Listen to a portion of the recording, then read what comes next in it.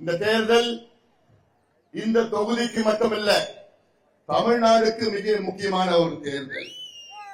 அதிலும் நான் கேட்பது, தமிழ்நாட்டில் உள்ள அனைத்து தாய்மார்களை நான் கேட்டுக்கொள்கின்றேன், பெண்களை நான் கேட்டுக்கொள்கின்றேன், பெற்றோர்களை நான் கேட்டுக்கொள்கின்றேன். தயவு செய்து இந்த தேர்தலில் எங்களுக்கு வாக்களியுங்கள், எங்கள் கூட்டணிக்கு வாக்களியுங்கள், ரிஷிவலயத்திலே மாம்பழத்துக்கு வாக்களியுங்கள். காரணம், இந்த 5 ஆண்டு காலத்தில் ஆயிரக்கணக்கான பெண்கள் பாலியல் வன்கொடுமை செய்யப்பட்டிருக்கின்றார்கள்.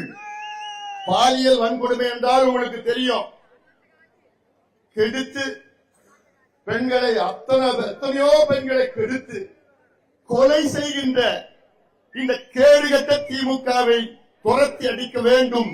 அதுதான் தமிழ்நாட்டில் உள்ள அத்துணை பெண்களுடைய கடமையா நான் பார்க்கிறேன். நானும் 3 பிள்ளைகளை பெற்றோம், மகள்களை பெற்றோம், 3 பெண்களை பெற்ற அப்பா.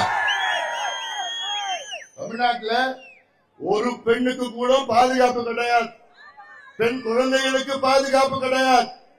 2.5 வயசு குழந்தை கிருஷ்ணகிரி மாவட்டத்தில் போன மாசம் 2.5 வயசு குழந்தைய திமுகவுடைய மாவட்ட இளைஞர் சங்க நிர்வாகி அந்த குழந்தைய கெடுத்து கொலை பண்ணிருக்கிறார் போதையில. போன மாசம் மதுராந்தகத்தில் 14 வயசு குழந்தைய 2 பேரு போதையில கஞ்சாவில அந்த குழந்தைய கெடுத்து. போன மாசம் திருநெல்வேலியில 12வது படிக்கிற பெண் ஒரு நாள் காணல, என்னன்னா அந்த பெண்ணை கெடுத்து கொலை செய்திருக்கின்றார்கள் இந்த மனித மிருகம் போதையில. 6 மாதத்துக்கு முன்பு கும்மிடி பூண்டியில 8 வயசு குழந்தை, 8 வயசு இந்த குழந்தைய 3 மணி நேரம் காணோம். பள்ளிக்கூடம் முடிச்சுட்டு வீட்டுக்கு போகுது, எங்கன்னு தேடுறாங்க, அப்பா அம்மா கண்டுபிடிக்க முடியல. 3 மணி நேரம் கழிச்சு ரத்த காயத்தோட வருது. ஒரு கொடூர கஞ்சா அடிச்சுட்டு அந்த குழந்தைய கெடுத்துட்டான். இப்படி அன்றாடம் தமிழ்நாட்டில் சின்ன சின்ன குழந்தைகளை சிதைத்து கொலை செய்கின்ற இந்த திமுக ஆட்சி, மானங்கட்ட திமுக ஆட்சி, கேடுகட்ட திமுக ஆட்சிய நீங்க எல்லாமே விரட்டி அடிக்கிறோம். குறிப்பாக பெண்கள், உங்க பிள்ளைகளை ஞாபகம் வச்சுக்கோங்க. தாய்மார்கள், உங்கள் பிள்ளைகளை ஞாபகம் வச்சுக்கோங்க.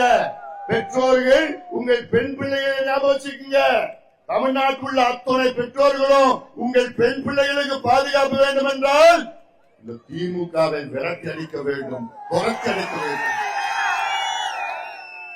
இது நான் உணர்வுபூர்வமா நான் கேட்கிறேன், ஆதங்கத்துடன் நான் சொல்றேன். அதனால்தான் இது ரொம்ப முக்கியம்.